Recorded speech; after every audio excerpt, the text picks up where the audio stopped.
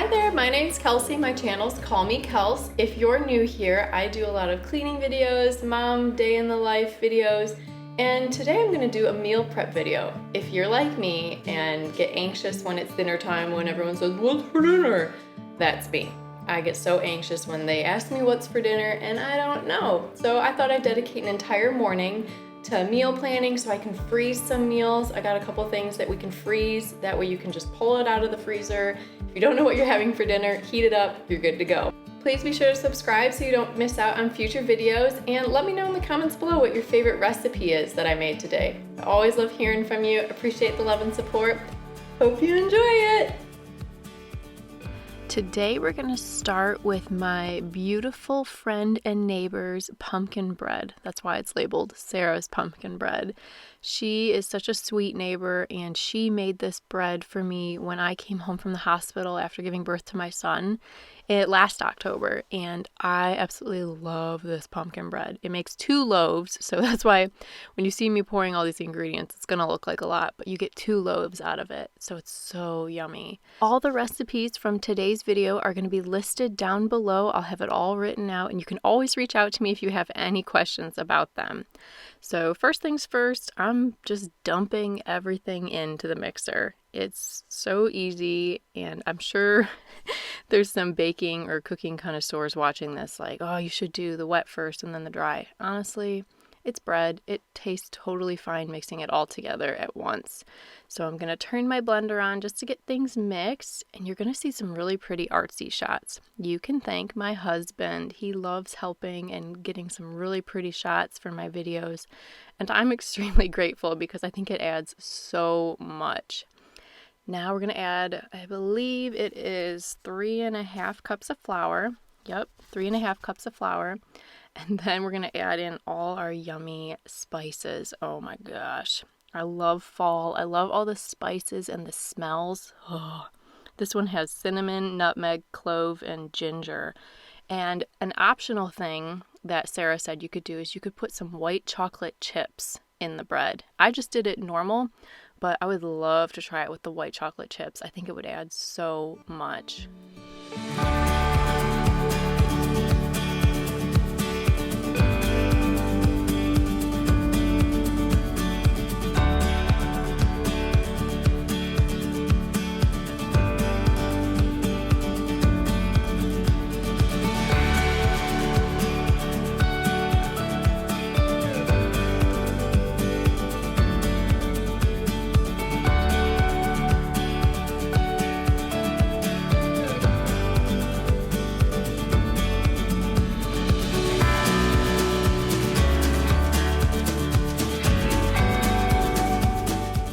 A couple of viewers reached out and wanted to know where I got my hat from, the mama hat that I'm wearing in this video. I got it from an online store called Right Here at Home. She is based in New Jersey, and she's just got some of the cutest mama gear. I have been wearing this hat nonstop.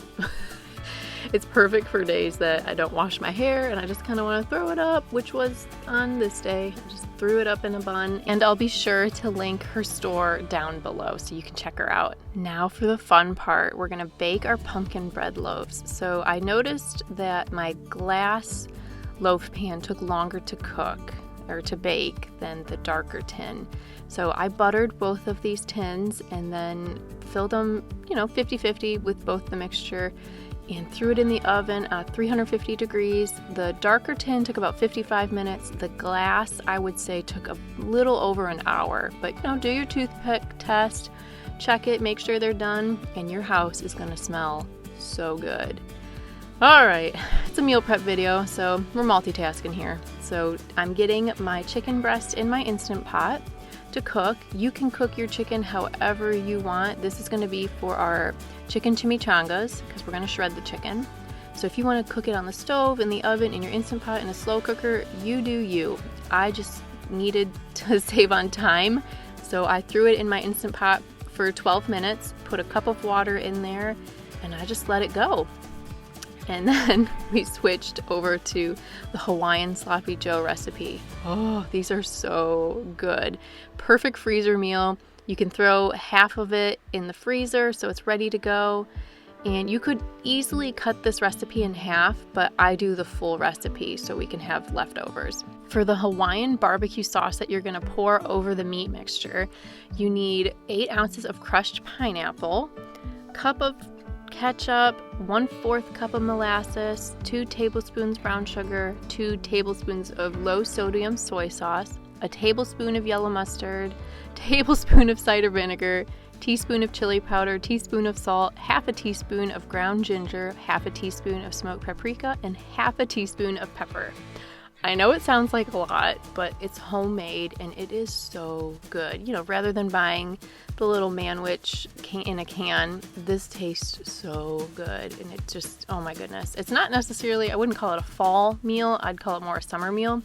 But my husband and I, we eat this year round because, like I said, it's a perfect freezer meal. And it tastes really good when you heat it back up from the freezer. Oh, you're gonna love it, I promise.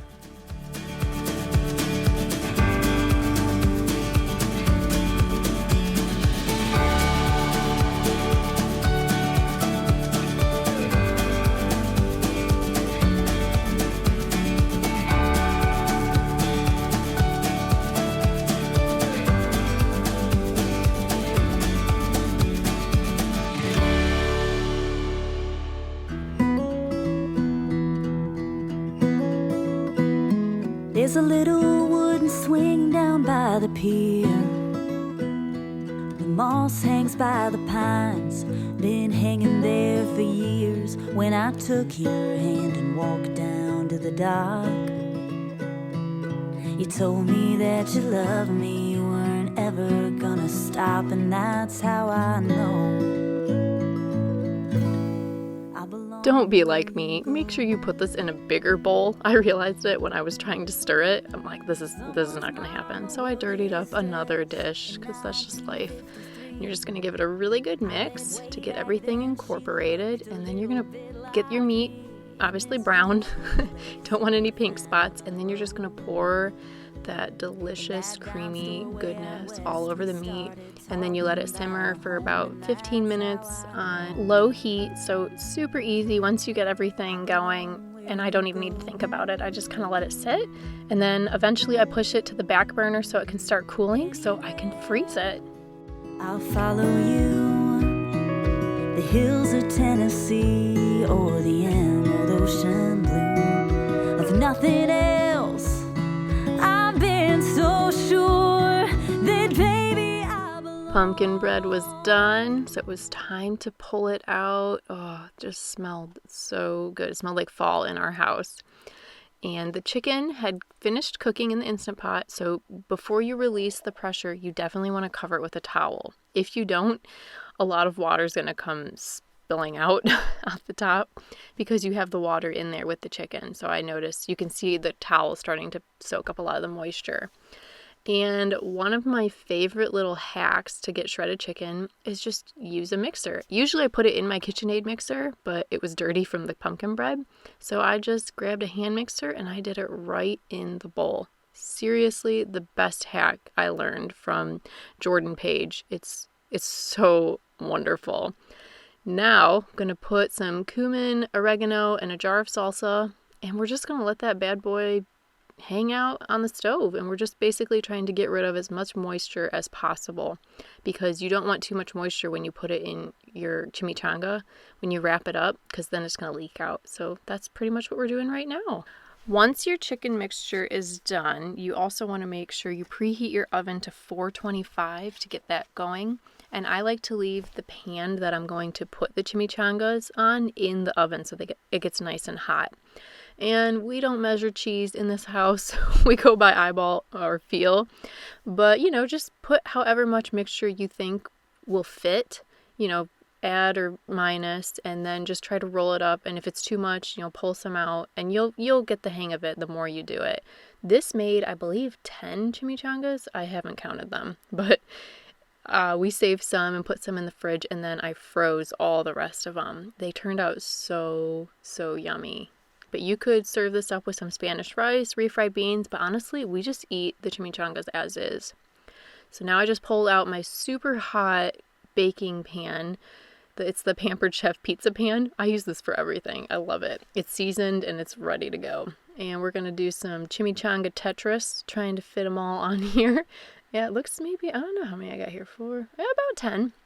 And then we're going to coat them with vegetable oil so they can get nice and crispy on top. And you definitely want to make sure you put them, the seam side down so they don't unravel. If you do it the other way, they're going to unravel. And this pretty much helps seal the chimichangas because your pan is so hot. It's going to help seal them. And we're just going to throw these in the oven for about 5 to 8 minutes. Keep checking on it. And then you're going to flip them, do another 5 to 8 minutes. Again, check on them. Pull them out and they're good to go. And I had some leftover chicken and Mama got hungry while she was doing some meal prep. So I whipped myself up a little shredded chicken taco with some sour cream. Definitely not good for my diet, but I was hungry and just really needed something to eat.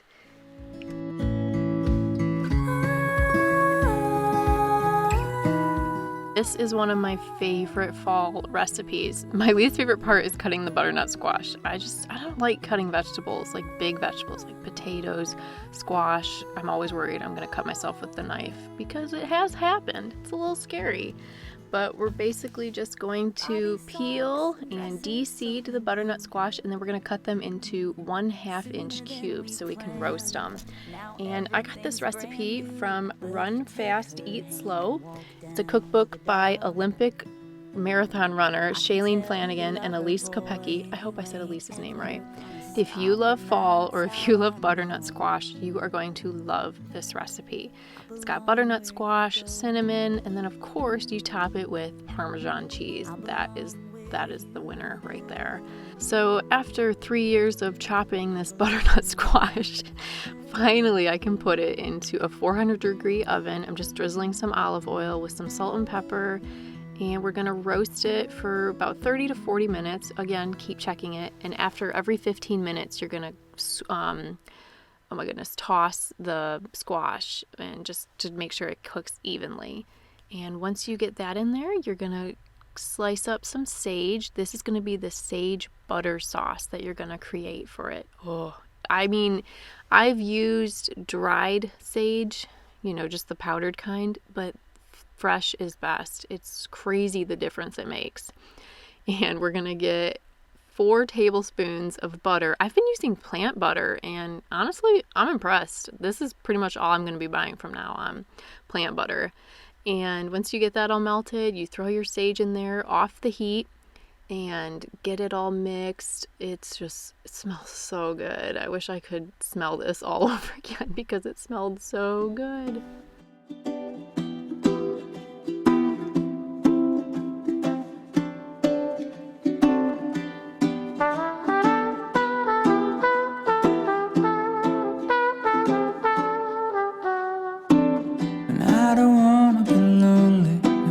Winter is freezing and trees start to bolt, and I don't wanna be sitting alone in a room that's just filled with my soul. And so I came to this place, I'm looking for a familiar face, and that's when I saw you. Have my pasta cooking in the background, and I finally got my butternut squash in that butter sauce, and you're just going to slowly put in about 1/2 cup of your pasta water. I start with 1/4 cup and then I start to mush. I like to mush the butternut squash to help create the sauce. I don't think that's part of the recipe. It's just kind of what I do. I mush it down. And then you just kind of go by feel, like I said, and then pour your pasta into that mixture, and it's going to take a little bit to toss it. So don't get discouraged thinking it looks not right. You really have to mix it a lot to really get it all incorporated. And once it's incorporated, you're going to top it with that Parmesan cheese, grated Parmesan cheese.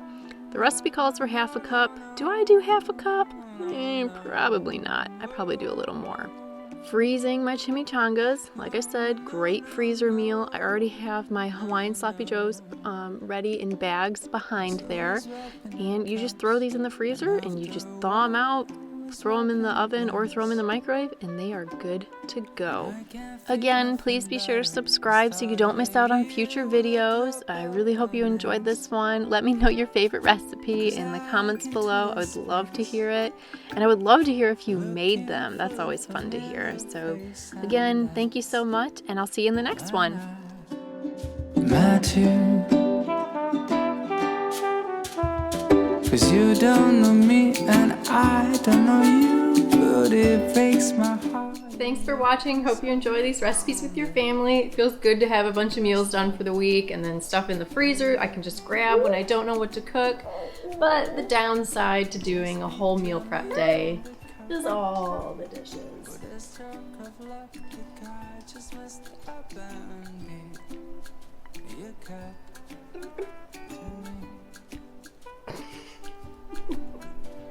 A dark cappuccino is what matters me. The way you came toward me, dragging your feet, and I just smile.